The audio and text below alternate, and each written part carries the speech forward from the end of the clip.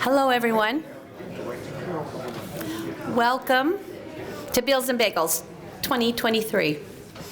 For those of you who don't know, we started Bagels and Bagels in 2012 to give our business community, you as residents, and to give our legislators the opportunity to meet with you twice during the session and have a nice breakfast, give you all the opportunity to ask questions and to meet with them.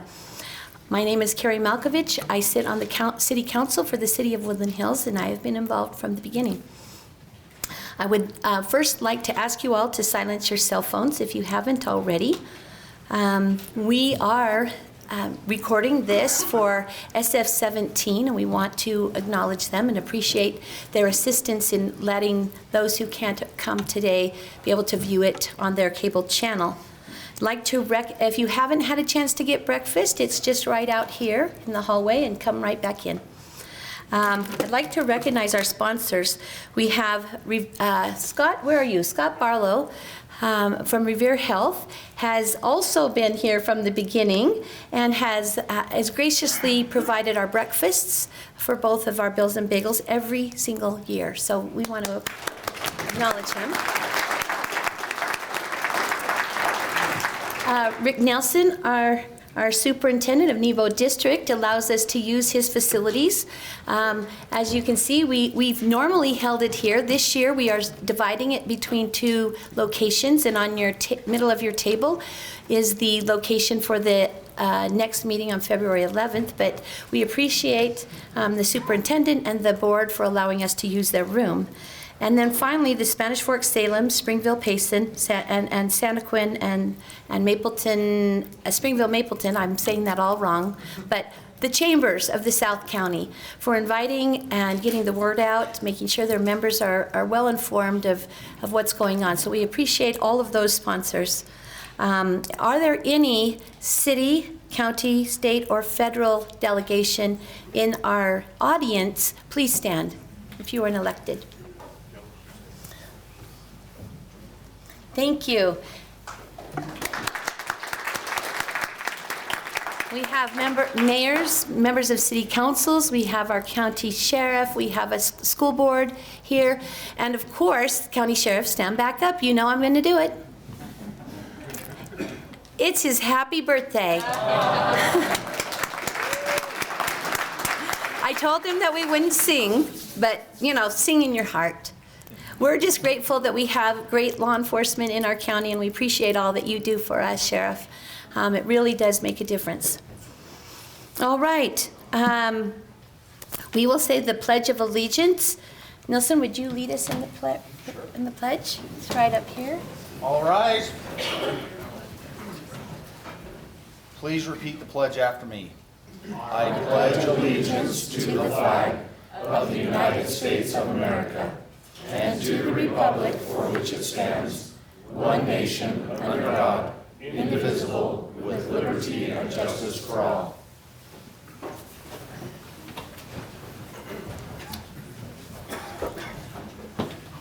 Please join me in prayer. Our Father in heaven, we're grateful for this time that we have together. We're grateful for this beautiful state. We're grateful for the people of it, and we're grateful to be gathered together in the spirit of community.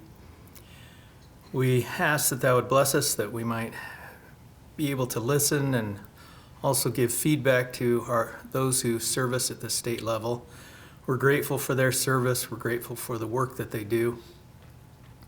We're also grateful for the opportunity that we have to be citizens in this wonderful place. We ask that Thou would bless us as we meet together, and we say this in the name of Jesus Christ. Amen. Thank you. That was Nelson Abbott from the Council of Elk Ridge and David Pratt from the Council of Woodland Hills. I'd also like to acknowledge Karen Ellingson. She will be our timer today, so legislators know that you're looking to Karen for your time. We do that just to help us keep on schedule and so that we can answer as many questions as possible. You will notice in the middle of your table are some notepads and pens. I would like you, if you have a question, write it down and just hold it up in the air, and I will come and pick it up and deliver it to our legislators. So with that, we will let our legislators have a minute to introduce themselves, and well, I will introduce them first, and then they will have 3 minutes to introduce themselves, talk about what legislation they have currently proposed or what committees they sit on, and then we will go into the questions.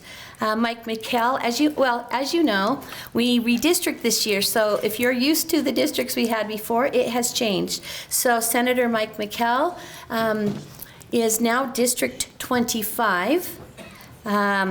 Senators David Hinkins and Senator Darren Owens, that also represent the South County, have asked to be excused today, but will join us next time. Representative Norm Thurston has also had to, has another commitment that he needs to be at. So we have Stephen White, District 63, Jeff Burton, District 64, and Doug Welton, District 65.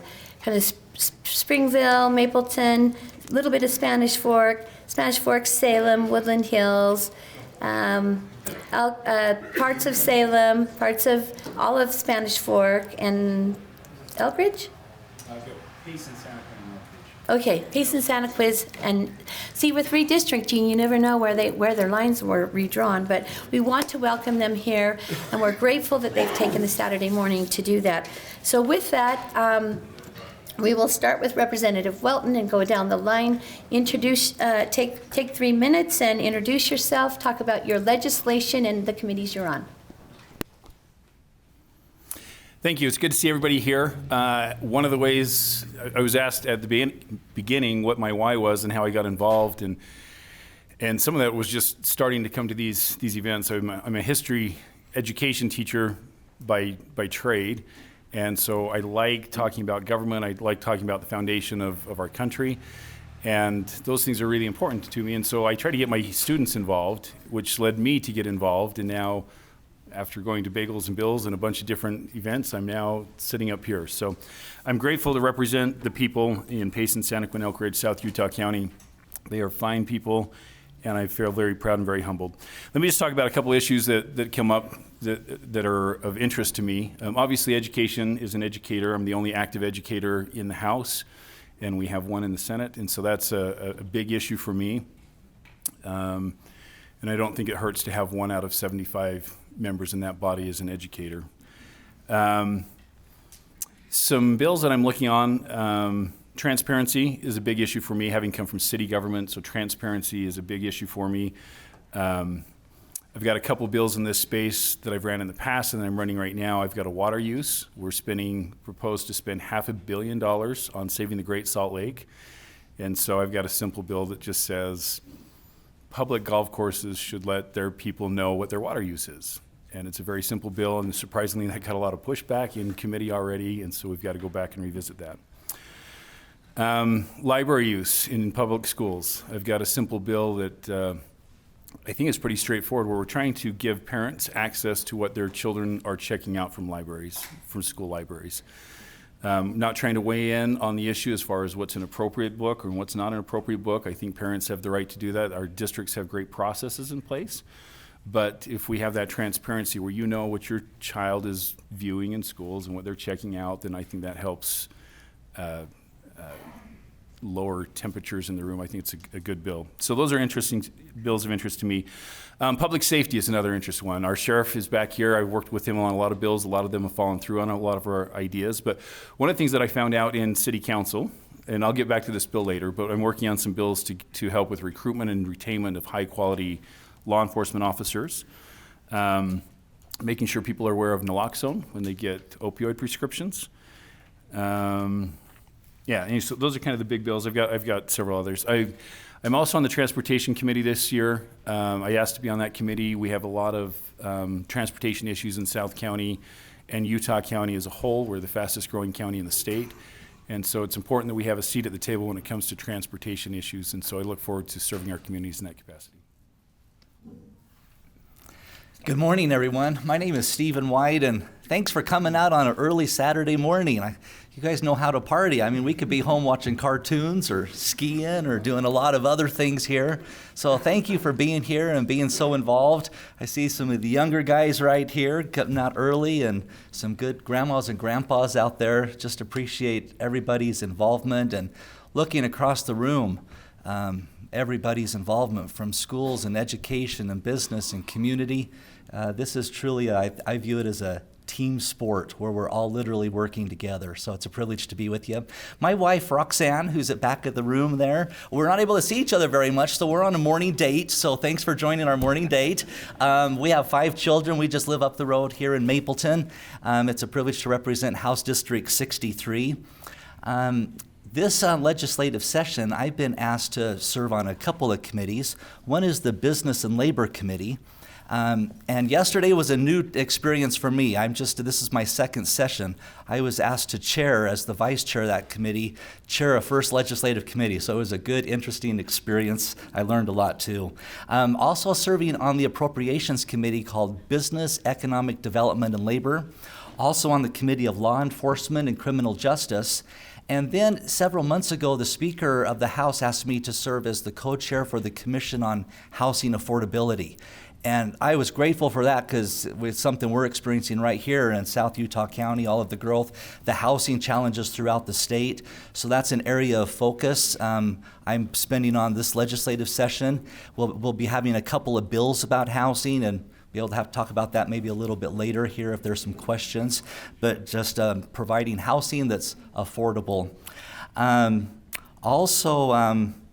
Just want to thank these good representatives and senators here, kind of being the new kid on the block. I sure appreciate them mentoring and helping me and teaching me and really appreciate all of your involvement. I think my favorite part of being up on the Hill in the session is having you up there. Coming up and visiting and sharing your concerns and ideas and being involved on the floor and in committee meetings. So thank you for your involvement. It's a privilege to be able to serve with you and to be here with you this morning. Good morning, everybody. It's my pleasure to be here with you. Representative Jeff Burton, District 64, and I was involved in the redistricting on that committee, and it was very interesting work over the past year. I represent Salem, Spanish Fork, Woodland Hills, and I like to also mention Lakeshore and Benjamin because they're important. If you've been out to Lakeshore lately, you've seen some of the flooding that we're having, difficulty getting water into Utah Lake because of all the rain. So we're grateful for that rain, but it does bring with it some challenges. I'm the chair of the Executive Offices and Criminal Justice Appropriations. We have about $2 billion to fund law enforcement and related activities, the Attorney General's office, all the governor's offices, and we're working very diligently to do the right thing with that money. Secondly, I'm a member of the Business and Labor Committee and also Criminal Justice Law Enforcement. So a lot of my bills center around that kind of thing. My career was United States military, and I just think I was bitten by the service bug. When I retired in 2019, I was not ready to go to the rocking chair, so I ran for political office here. I like the way Utah does business. We're smart with our money. We don't spend money we don't have. We budget carefully, and I think if you looked closely at our funding, you'd find that we are in better shape than any other state in the union just because of the way we've done business. I'm also the alcohol policy lead for the state of Utah. Very difficult space. I work with producers and distributors of alcohol along with members of powerful groups like the LDS Church and prevention folks. And my job is to ensure that while that product is accessible, that every dime spent on it is used to solve the social ills that it causes. So both alcohol and e-cigarettes. And many of you know the alcohol money does things like $200 million to the school lunch budget every year. Things like that. Utah is very smart about the way that we respond to that product while still making sure it's available. Also, I'm the chair of the Utah County Legislative Caucus, which means we've got some really important issues ahead of us, like infrastructure.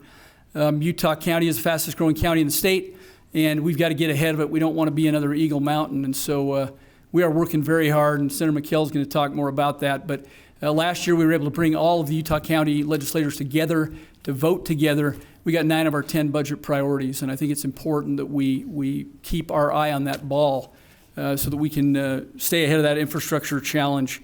And then finally, I've got a bunch of bills that I'll talk about. Most of them are related to law enforcement, criminal justice. Got a bill to get 10 more drug enforcement officers with the Department of Public Safety, paid for by alcohol money, which is an intelligent way to do it.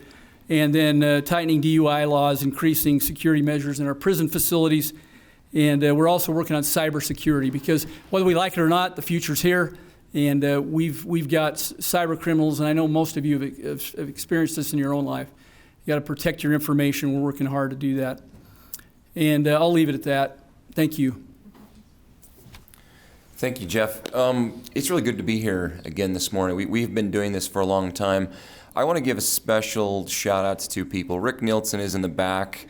We saw him. Nebo has been our partner for this event for years and years. What people don't know about Rick is he is a significant voice on Capitol Hill with all of our big funding issues with how we fund education. There is a small group of people who work on that issue, and Rick has a really prominent seat at the table. I know this week I called Rick, and he was with Senator Milner, the Majority Leader Schultz, Representative Peterson, and Sidney Dixon from the State School Board, hashing out some of our big issues. So I appreciate you, Rick. Scott Barlow, I'm calling you out a little bit too. Scott has been bringing us food to this event for more than a decade now. This is my 11th year in the legislature. What people don't know about Scott is Revere Health not only is awesome, but we see Scott on Capitol Hill as well. He's constantly there fighting to make sure that we have affordable health care in our valley. And what Revere Health does is pretty awesome. And it doesn't stop there. Nebo Foundation, he's highly involved, and you see Revere Health do a lot of things. It takes a community for us, and we like working with, we always talk about special interest groups. My son back there is taking a class at the U dealing with lobbyists and special interest groups, and when I look out and I see what work Rick does and what work Scott does, I mean, those are groups that we care about deeply. Jeff mentioned infrastructure. As I look at my key priority going into this session, I look at our community. I never want to be like North Utah County, where they kind of got behind on infrastructure. I love Saratoga Springs. I love Eagle Mountain. I love Lehigh. I hate driving there. And at the end of the session, I'm going to drive on Pioneer Crossing. I'm going to go to South Valley Equine Center with some horses, and I'm going to curse Pioneer Crossing the entire way. And for those of you that have done that in the morning during rush hour, it's terrible. So projects that I think we need to work on collectively, I'm just going to throw them out. I saw the mayor of Santaquin. I'm not going to miss you, because Mayor of Santaquin's a rock star. Santaquin Main Street is a big project that we need to work on. Payson Main Street is a big project we need to work on. It's good to see Elk Ridge Drive moving forward. Spanish Fork off-ramp to the north of the hospital, Highway 6 is failing. We've got some additional funding. Rail realignment along Highway 6. We've got an artery to Mapleton that we need to get in place at some point, and then some airport expansion. One of the big bills I'm working on outside of infrastructure is social media. It is having a devastating impact on our kids, and I'm going to do everything I can to empower parents so parents have controls and tools to help their kids. Really quick, committees that I work on, I chair the Business and Economic Development and Sub-Appropriations Committee with Representative White. That's a fun committee. I'm on Public Education, Higher Education, and then the Standing Committee for Business and Economic Development. So thank you, Carrie. I kept it to 3 minutes. Thank you, legislators. Again, there's papers in the middle of your table for you to write your question. I will come and get them all. If you could please write which legislator you want to answer the question, that's helpful, and then I can just give that to them. But to start off, we have one that goes to all of you, just a short answer. Do you support changing the state flag? And then while you're answering that, I'll pass these out. The short answer for me is yes, I voted for that in first reading, and I plan to vote for it on third reading. Yeah, real quick, I think it's probably one of the most minor issues we'll deal with this session. I think most people agree with that, but I do believe that rebranding the flag is probably a good idea for business reasons, if only for that, to be more recognizable. I'm leaning towards supporting it, but I still haven't finalized, decided. Can I ask a quick poll? How many of you, raise your hands, would like to keep or to move to the new state flag? Raise them high. I'm looking here. Okay. And how many of you would like to keep the flag as it is? Hold on, let me add to his poll, because it's not a fair question. How many of you would like to keep both? Because that's one of the option. The main option is an executive flag that we do keep. We keep the traditional flag. So explain that really quick. Yeah. If the new flag is selected, the current flag of the state will continue to be used. It will be the executive flag, can still be flown and used as well. So that's kind of an interesting aspect of it too. Thanks for your input. Short answer for me, and I'd love to talk more offline about this, is 3 years ago when this first came up, I was like, that is the stupidest thing I've ever heard. At this point in time, though, after having, I'm probably a yes, and I'd be happy to talk about the reasons why and put that out there. And then just go ahead and Representative Wilton, you start with your first question.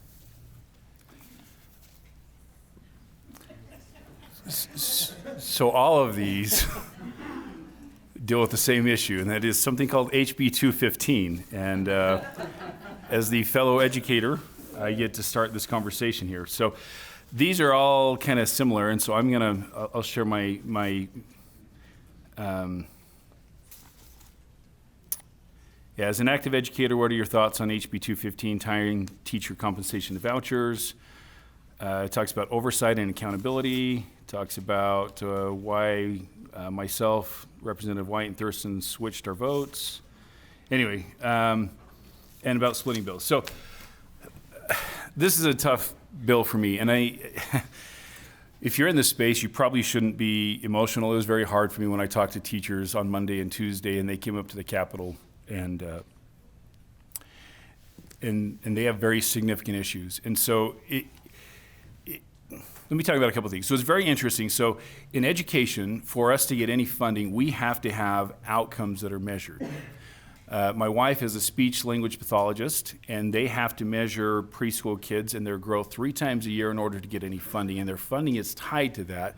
And the reason why is because we're accountable for taxpayer dollars. And we have to have accountability to taxpayer dollars. And so when this bill came up, H215, we're going to say, we're going to take this money and we're going to move it somewhere else. And there's a lot of parents who say, I need choice and I need different measurements, and that's very true. Like, I understand that there are some, not one size fits all is very true. If you have kids, you know that not all your kids are the same. I talked to Councilman Pratt over here, and he's talking about, he's had one kid who's in welding right now, and the other one was a major dancer, and they're a wide spectrum of what they do and how they learn. So I understand the issue there, but fundamentally this idea of accountability is very serious. We don't take taxpayer dollars from someone else and give them away without any accountability measures. That was a very frustrating and a difficult thing for me to do. So here's what happened as I perceived it. This was the number one priority for the Speaker of the House. This is the number priority for the Senate President. We had a new body, and I'm not going to be able to answer this in 30 seconds. That's okay, because you got a few more at the same time. Yeah, I've got a whole bunch. So I get like 3 minutes for this one, and 3 minutes for this one, and 3 minutes for this one, and 3 minutes, and lots of off time talk. Anyway, so if I go just a little bit further, so that was a priority. They had all the votes in place to pass this bill with or without those of us who voted against it last year. So we had the option to lean into it and to make the bill better, or to say no and the bill passes anyway. And so that's what we did. And we made some concessions. One of the concessions came from Governor Cox, who said teachers need to be paid more. And I agree with that. And so that came in. Now, there's a frustration that the bill was combined, and I think those issues should have stood separately. The process was very frustrating to me. Those bills should have stood separately. And for fairness, like, if you're pro-voucher or you're anti-voucher, or pro-teacher pay or anti-teacher pay, let those issues stand separately and measure me as an elected representative on whether you like my vote on the voucher bill or whether you like my vote on teacher pay, and have those issues separately and accounted for. That's the way that bill should have ran. I was also a little disappointed in the process. We often suspend the third reading calendar in the House. on the first week, but those bills have all been through interim. This was a very big and very complex bill. I don't believe we should have passed the bill. We should have given more time for public input, and we didn't do that. Anyway, the good things are, going back to the other part, is we were able to tie in some accountability. So they're not super stringent measures, but we do have some accountability for taxpayer dollars that are being used. We're also allowing public schools to be part of the solution. So there's this straddling effect now that you can go and you can homeschool, and then you can also private school or go to public school. So for example, I have previous Representative Mark Roberts' kids are in my debate class, but they also homeschool as well, and so they can do that, and the public school is part of the system. We lock the rate, $8,000. That's a lot. That's more than your charter schools get, and that's more than your public schools get for the average student. So we lock the rate so that doesn't increase, and we have a bill coming up to remove school grading, which we want accountability, but we want the accountability to be how are we doing in math, how are we doing in science, how are we doing in all of these specific areas, and not just this big A, B, C, D, F that doesn't really measure what parents want to know. So we were able to get those into the bill. And so I think we're moving forward in a positive direction, and we also have the ear of the Speaker of the House on future education issues. Anyway, those are my thoughts. So Steve, why don't you do yours? And we'll just keep going down the way. I was asked the question saying housing is expensive and there is a lot of government involved in the building process. What can the state reasonably accomplish to increase inventories? Boy, that is the million-dollar question. For the last couple of months, I've been meeting with people throughout the state, finding out what the problems are, what potential solutions are. And I think it comes down to two big areas of issues that the state is experiencing. One is a supply and demand, and the other problem is an acronym called NIMBYism, not in my backyard. So I'll focus kind of on the supply side. Right now, there's not enough supply for the demand. Statewide, we're about 31,000 homes short right now. And as we look at just Utah County alone, by 2030, we're going to need to build an additional 68,000 homes just in Utah County to keep up with the population growth. So the question related to here is, government's involved in a lot of the building process. What can we do to streamline and help that? That is... Ideas have been floated by the cities and by other groups. This next week, we'll see the bills. There's going to be 2 bills coming out that will deal with this. So it's this kind of a consensus bill with cities working on it. Cities have proposed an option and an idea that will be debated, being able to streamline that bureaucratic process of the city's approval, still going through all of the approval, but trying to streamline that to be able to help permitting and approvals go through faster, to be able to help the supply as well. So that's one aspect of the bill that will be coming out to help on the supply side. And my time has stopped. But housing, I think, is a second most critical issue statewide. I think right now water is probably number one, and the close second is housing, and they're interrelated. So I'd be happy to talk housing more and also hear your input as well. All right, thank you. Just real quick, just for your understanding, in front of my name it says representative. One of the things I try very, very hard to do is vote the way my district would want me to vote. And I try to do that through polling and talking to as many people as I can. And so that's one of the things. I hate politicians who tell you one thing and then they get up there wherever they go and they do what they want to do. So very quickly, I would say that we have some difficult issues this session, but I think nothing's more important than tax relief to the citizenry. And we're going to spend the bulk of our time finding ways to give historic tax cuts this year. The question asked to me was, now that 215 has been passed, giving teachers a pay raise, would you support pay raises for law enforcement? And the answer is absolutely yes. We gave some large pay raises to DPS and to corrections last year, but those were eaten up with inflation almost immediately. And we have a real crisis in our corrections department right now. We can't get enough corrections officers. I don't know if you're watching that. It's becoming dangerous, in my opinion, in our correctional facilities. Not necessarily the county level, but at the state level. I think the county's still got a handle on it, but we have got to do something to increase recruitment of law enforcement officers and increase their pay. And I'm committed to do that, and we'll vote for that when that vote comes. Then the other thing, really quickly, that was asked was about the interchange in Spanish Fork and finally, the Payson front runner. One of the things this delegation did last year, it was not going to get funded. And because we came together as a Utah County delegation and voted for it, pressured leadership, we got the environmental study done, the money for that environmental study to run front runner down to Payson and to get working on that interchange down there for the expansion that's coming. And so we're engaged along with Senator McKellar here, who's really driving that train to make sure that infrastructure gets done. Okay, so I've got two more questions about 215. I'm going to circle back and get these in the next round. I think Representative Welton covered it, but I'm going to give some thoughts in the next round. I'm not ignoring those questions. Paul Dayton asked about congestion on key roads, key times in South Utah County, and I think I mentioned specific projects that we're looking at. One that I didn't mention here in Spanish Fork, Center Street. Last year we had $5 million put in to study a Center Street off-ramp. And I know I say I don't want to look like North Utah County. I remember Lehigh Main Street. Santaquin Main Street is starting to look like that already, and those are projects that we are fully aware of and working on. Question on water. I do have a pretty significant water bill this year, dealing with how we measure our consumptive use. Question out there is: are we going to get more dams so we don't have to do water rationing?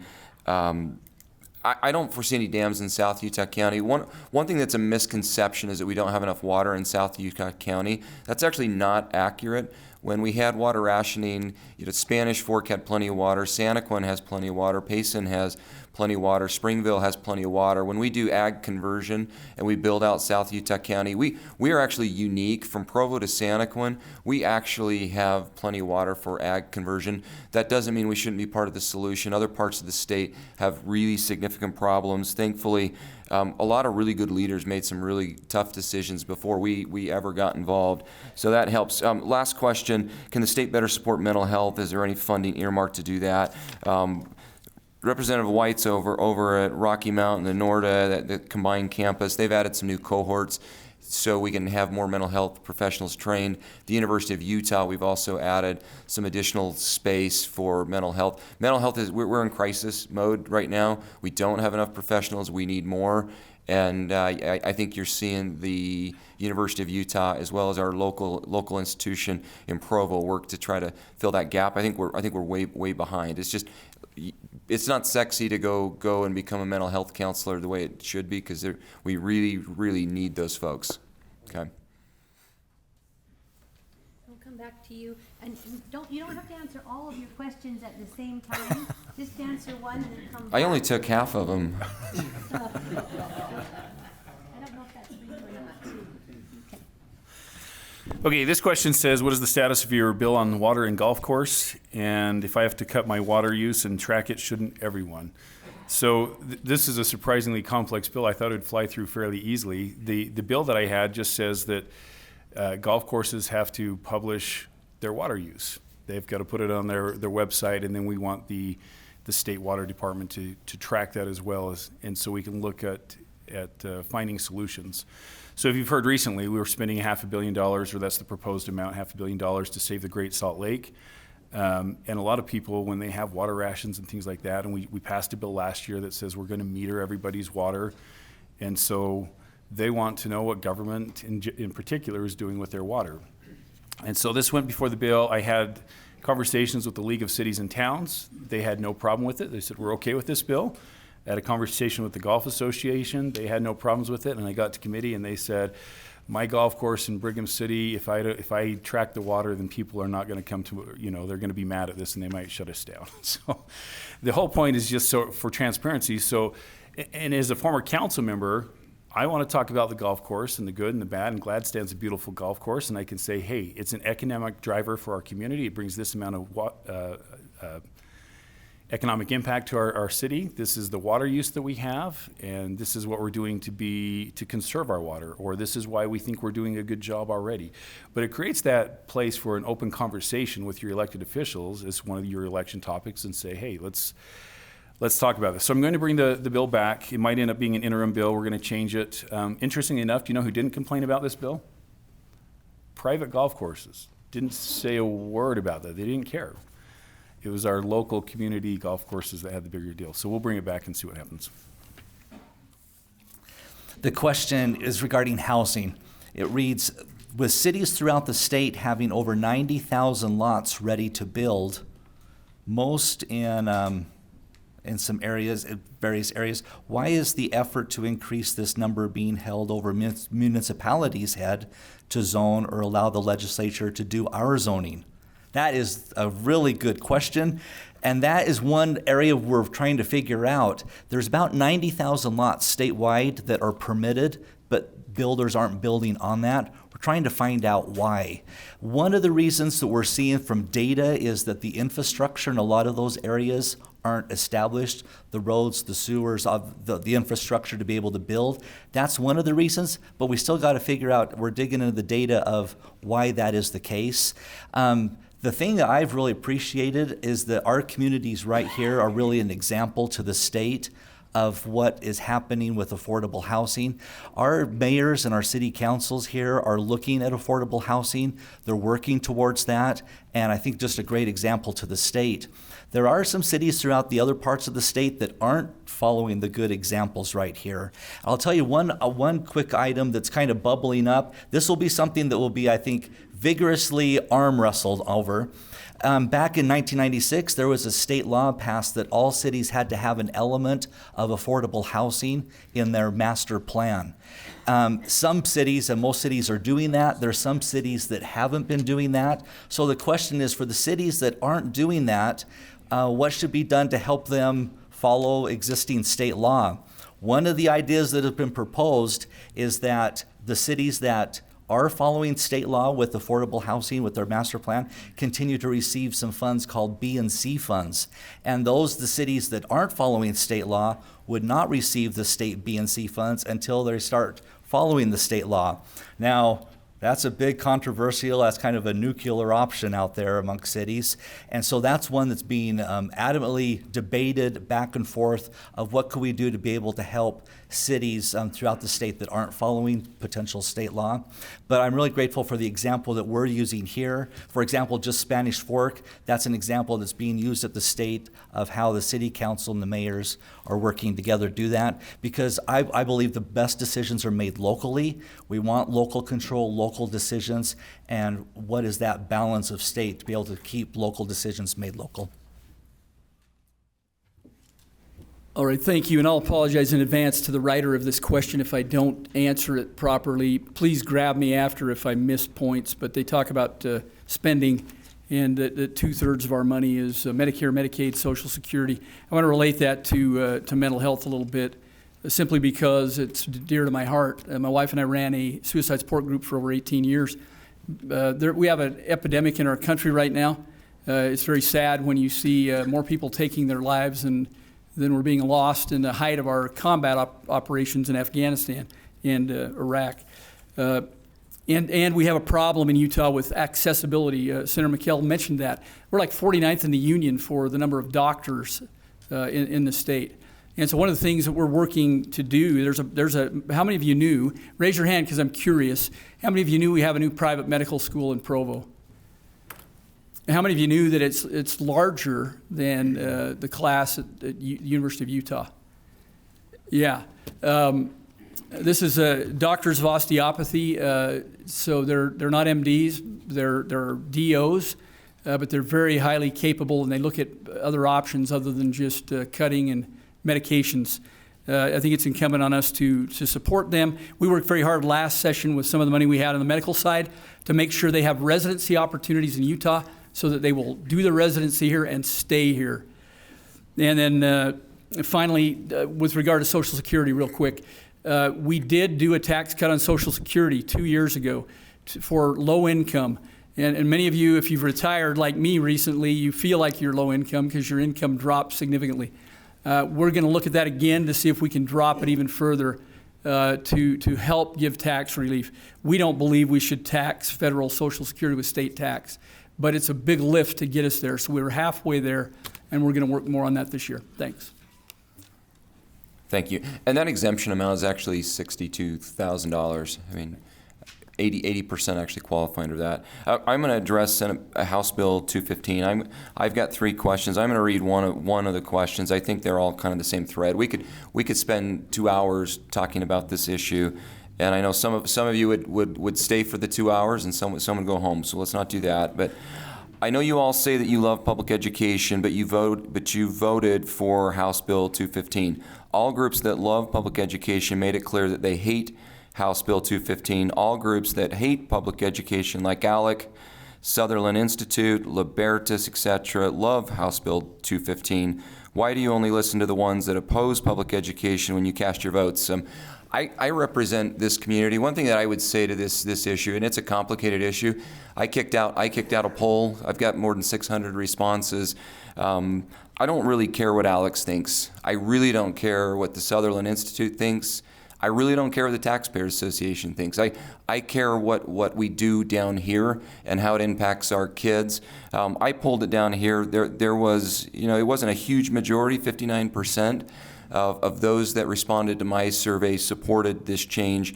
One of the really unfortunate things that happened during the committee, and I'll talk about these different groups because there's a lot of frustration in this question, and I share a lot of that frustration.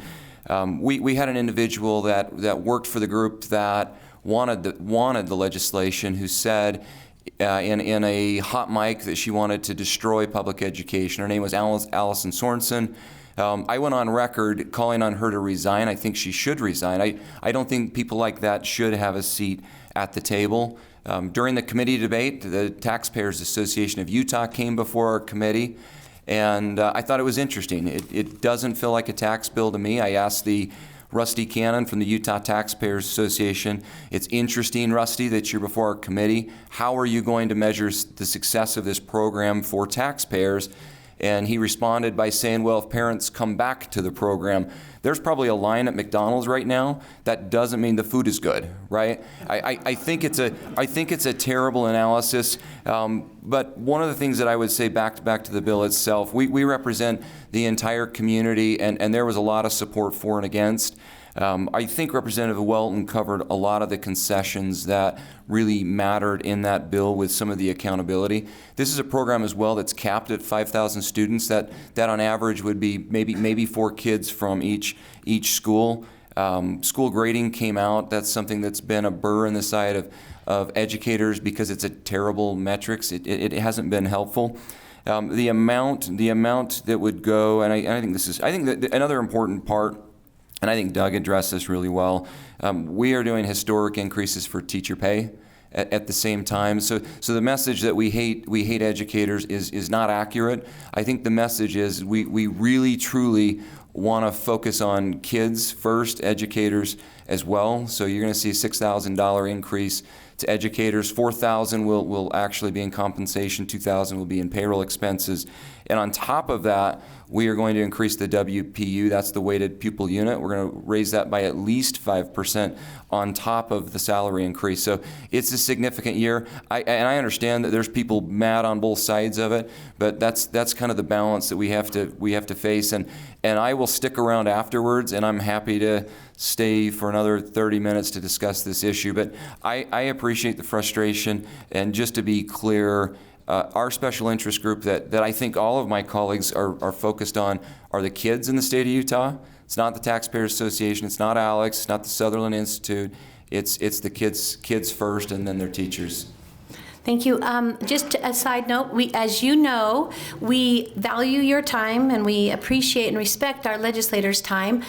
We scheduled this from 7:30 to 8:30, and oh my gosh, it's almost 8:30. So with that, legislators, please answer the questions that you have in your hand, and then following that, following Senator McKell, we will then go into a wrap-up starting with Representative Welton. But go through the questions that are in your hand now, and I will not be picking up any more out of the audience. Before we go, are there any more? I had I've 3 or 4 of them all on 215. So. Yep, and I've gotten all of that. And like Senator McKell said, they will stay afterwards, and you will be able to ask them questions individually for a while afterwards. Let's start with Welton, because I just spoke, Yeah. and then I'll write Well, my own. No, we're not at the wrap-up. I'm We're gonna just- write my own question. We're just at the, your last questions that you've been given, and then we'll come back to the wrap-up. Okay. This is just another HB 215. How will voucher recipients show accountability for use of funds? That's a big question. The accountability provisions that we put in are actually fairly light, but compared to what was the original bill, there were no accountability measures other than you submit a receipt that said that there was a teacher or that you went on a field trip or something like that. So the accountability measures, basically students have a couple of options. They could submit a portfolio that will then be examined by the program manager for standards. They're looking for growth. And that was kind of a difficult thing because, we're looking at state standards and state assessments and things like that. And a lot of them, with some of the homeschools, kudos to them, there's a lot of different ways that you can go about that. So they say, we're not going to do math in this order. We're going to use a different order. So to be assessed at the same level is difficult, and that's true. And so what we're looking into is growth year over year. It's not as strident as what public educators have to deal with, and I understand that, but it is a step in the right direction. They can also take a state test. Like they can opt in and take a state test instead of a portfolio. I just want to touch briefly. We don't always care what other people say, but I'm going to echo on the Taxpayers Association. It was amazing to me. They came in and they said, and I said, why are you supporting this? Why is this a tax bill? And they said, well, look at all this money we've put into education and the outcomes are the same. And we haven't had any different outcomes. And I said, okay, so your solution is to take the money out of the system and put them into a system with no outcomes that you're measuring. And that's good use of taxpayer money. Is that what the Taxpayers Association really stands for? So your metric really is if we like it, because I can tell you if I rebuild I-15 in Payson, there's a lot of people who are going to like it. There's a lot of money I could spend on it. And if our metric that the Taxpayers Association wants us to be accountable for is whether people like it or not, we would spend all of your money and more. I received a question. Explain what affordable housing looks like for small cities like Woodland Hills. I think good principles create good policies. The underlying principle of a good principle is the best decisions are made at the localist level as possible. And so we all have in our different cities we live in, we have different look and feel and unique and culture, environment, and we want to maintain those. So I would view the question of what should affordable housing look like for small cities in Woodland Hills is that it should be determined by Woodland Hills. Those decisions are based on each of the cities on the local level of what's best for their communities, so we can keep our culture, our environment, what we love about our communities there, and have those decisions made at the most local levels possible. Okay, I'll I was asked if I voted for HB 215 in a question over here, and I think you all know if you're following that I did. And it was a difficult vote. My father, all my uncles were teachers. They were, World War II, Korean War veterans. They came back, went to school, became teachers. They were the people that raised me. They were the people I respected the most. My sister is a teacher. My daughter is a teacher. I love teachers. They matter to me. Public school matters to me. I'm a product of public school, and I'm grateful. I reflect back on the teachers I had. I love them. But politics is the art of the possible. And sometimes you have to look at the votes and what you're going to get. And whether it's right or wrong, sometimes you have to advance an issue and not get everything you want. I did not like the coupling of those two issues on the bill any more than anybody else did. But I wanted to get the raises to teachers. And, my daughter, as a second grade teacher, had 35 students in her class. How do you teach reading disabled children when you've got 3 or 4 of them and you've got 35 students? So 215 might reduce class sizes. I don't think it will very much. There's not that much money there. But it does give people a little bit of choice in education. And so I did vote for it. I stand by it, even though it wasn't, I would have appreciated having those separated. Part of the thing being a politician, face the fire, own what you do. And I do that every day, and I appreciate the feedback I get on this and other issues. Thank you. Thank you. I echo exactly what Representative Burton said, and I own that as well. I I really appreciate that. Let me read a question. Every time I come to one of these things, the sane non-extreme reps complain that their hands are tied by leadership. What can we do so that you will listen to us rather than your party bosses? I don't feel like we have party bosses. I've been up there a long time, and I can tell you that Speaker Wilson, President Adams are very, very sincere. They care deeply. They spend a lot of sleepless nights trying to make sure things are done and done right. Utah, we try to work together. You guys all saw the speaker race in Washington, D.C., and it was an incredibly combative race. It was held hostage by a few folks. We typically don't do that in Utah. We typically try to work together. We don't try to bring the family reunion to the public. And I know this question is in relation to House Bill 215, that bill and the concessions that were made, they were good. There's some really good concessions with some really good increases, but I don't feel like my hands have ever been tied by party bosses. I don't know who the party bosses would be. If I have party bosses, I don't know who they are. But what I do know is that the colleagues that I work with are sincere. They care deeply about the success of our state. And look, we've got to work together. We're one of 105, and to move important priorities forward, we've got to work with each other. So I own my vote as well. I appreciate that comment. All right, we'll start the wrap up. If there are any questions or anything that is, I guess, quote unquote, hot right now that you are working on or that is in your committee, now is the time to maybe share those, because we have focused a lot on the voucher bill. And if there are other things that you think our audience would like to know, please share. Yeah, first of all, thank you for coming out. I think this is important, and to reiterate what Senator McKell and Representative Burton said, it's important for us to face the fire. Like, we're accountable to you, we're accountable to our constituents, and we make hard votes. And it's easier when I was in a current issues class to say, yes, but what about this, or no about, and like, look at all these what ifs. But when we get to vote, there's a yes and there's a no button, and that's it. And so we try to work through bills. One thing that I would note that is kind of stuck out of my mind, we have a record number of bills that have been introduced this year. And I don't know if that's a record number of issues. Sometimes I think that's an indication of a record number of overreactions. The good thing in my experience up there is usually we're able to go through, and through the process we get to a good place. And the bills are well thought out, they're well vetted. And so I think the process is really good. The other good news is with 45 days, we're only going to get through about 800 bills. Doesn't matter if there's 2,000 bills presented or 800, we're going to get through about 800 bills. And so don't worry about us over-regulating just because there's a lot of bills. But we do have some important conversations that we need to have. I would like to say that actually, let me back up. Let me talk about my law enforcement bill. When I was on city council, we were losing law enforcement left and right to the sheriff's office and to the state, and so we increased our pay. And then I go to the state level, and about a year ago, they say, we're down 100 highway patrol officers because the sheriff's office or Payson City or Santa Quinn and Spanish Fork are paying more. And so what I found out is we have a limited number of law enforcement officers, and the good news is they're getting paid what they deserve for putting their lives on the line, and so their pay increase has gone up. But we're not getting more people into law enforcement that are high quality candidates. I think most of our law enforcement officers will tell you they're hiring people that they wouldn't have hired 5 years ago.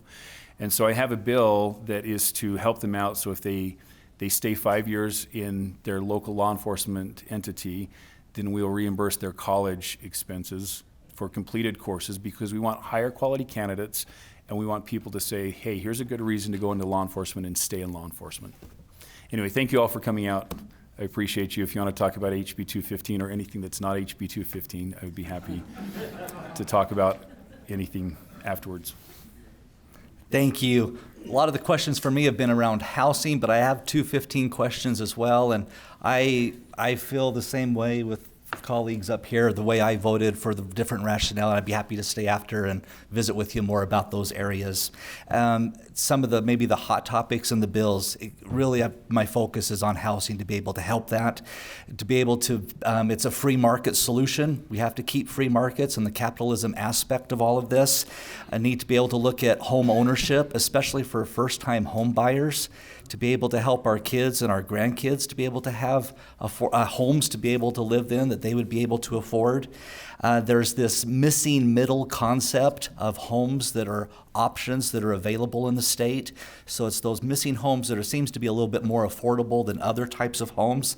And then the aspect of balancing this of government's not potentially the solution for affordable housing. It's everything else, but government can help provide a framework.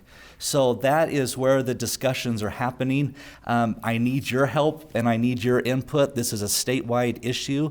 It's very serious. It's going to get even more serious for us. So I am all ears, listening and learning of what we can do to help government provide a framework, but not interfere where it shouldn't be as well. I also want to just tell you, it's such a privilege to be able to represent and to be able to serve with all of you.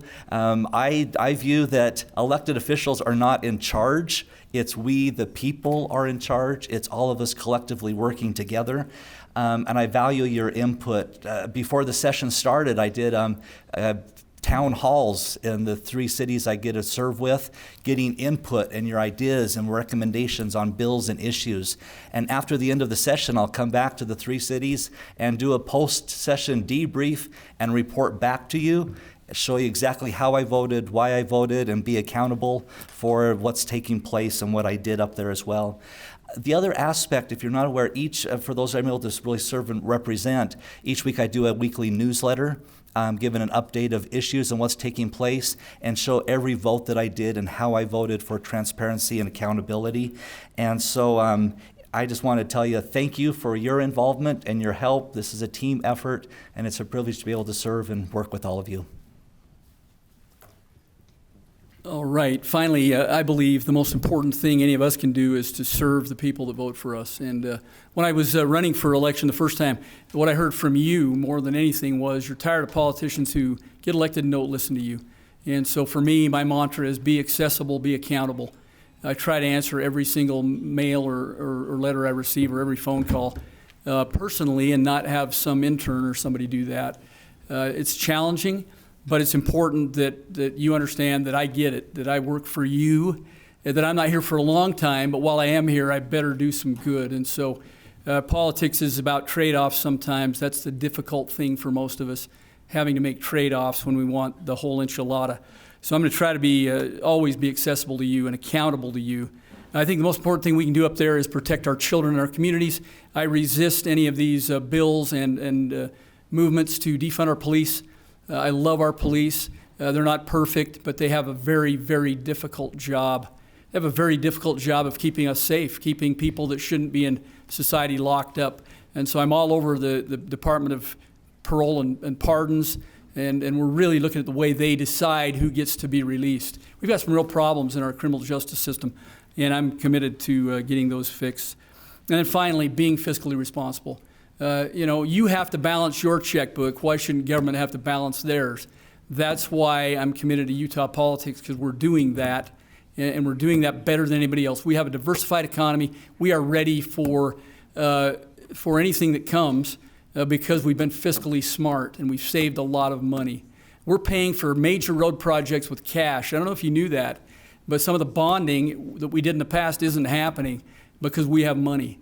And we're going to continue to do that, to be fiscal hawks with your tax money. Unlike Washington, D.C., this is not monopoly money. Every dollar comes out of my wallet and yours, and I feel it just like you do. So thank you for caring enough to be here today. Thank you. I serve with some remarkable people, and it's an honor to serve with Jeff, Steve, and Doug. Our Utah County Caucus is led by our fearless leader. We recruited a general. I don't know if everybody realizes that Representative Burton is a general as well, and we feel that in the caucus when he gives us his orders. So it's pretty fantastic. Things to watch throughout the remainder of the session. Inflation is still a huge issue for all of us. And there's nobody in this room that doesn't understand that. And as a legislative body, we're going to look at that. I think you will see some historic tax cuts, and I think that's important. I think you'll see freezes on tuition. I think that is a problem. And if the economy slows, a lot of folks go back to school, so I think that will be helpful. Coming into this session, I got a lot of feedback just on property taxes, especially with our seniors, especially in Woodland Hills and Elk Ridge for some reason. And it's a difficult situation. Most of our property taxes do come back down to the schools, but it's been hard. I think all of you realize every 4 to 5 years we do new evaluations on our homes. The evaluation from the county kind of hit at the peak of the market, and those evaluations are higher probably than they should be. So we're going to look at that issue as we move forward. Let me just close by saying you're all welcome on Capitol Hill. We would love to see you. I think my favorite moments on Capitol Hill, yesterday I had a fairly large group of teachers from Nebo. They gave me an earful, and it was helpful, and I appreciated seeing them on Capitol Hill. You are all welcome. We would love to see you. In our Constitution, it does say all political power is inherent in the people, right? Article 1, Section 3, and I think all of us believe that, and we were there doing your work. So thank you for being here. Thank you to our legislators for being here.